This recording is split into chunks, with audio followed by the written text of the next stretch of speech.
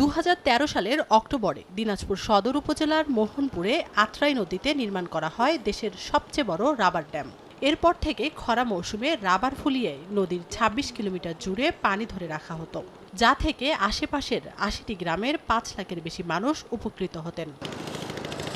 তবে গত ৩ বছর ধরে রাবার ফুটো হয়ে যাওয়ায় পানি ধরে রাখতে পারছে না বাঁধটি। এতে শুষ্ক মৌসুমে সেচ সংকটে পড়ছেন কৃষক। তারা বলছেন, বারবার কর্তৃপক্ষকে বিষয়টি জানানো হলেও কোনো সমাধান হয়নি।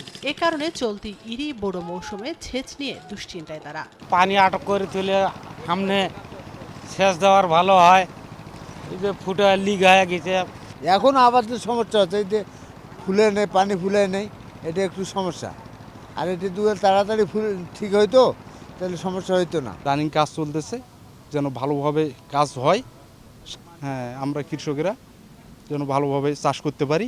তবে আমদানি করা রাবার প্রতিস্থাপন করে আগামী ৩ মাসের মধ্যে সমাধানের আশ্বাস ঠিকাদারি প্রতিষ্ঠানের। টার্গেট আছে যে আমরা মোটামুটি 2 মাসের ভিতর শেষ করব। এখন হয়তো প্রাকৃতিক দুর্যোগের কারণে হয়তো 2-10 দিন আপ ডাউন হতেও পারে। আগের কাজগুলো ড্যামেজ হয়ে গেছে আমাদের রাসায়নিক সার পানির বেশির কারণে।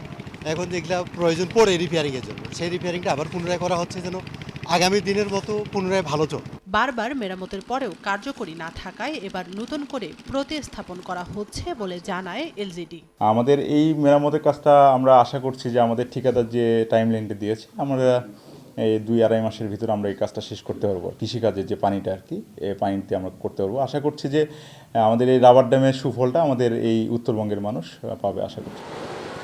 ১৩৫ মিটার দীর্ঘ মোহনপুর রাবার ড্যাম নির্মাণে ব্যয় হয় ১৬ কোটি টাকা। সময় সংবাদ, দিনাজপুর।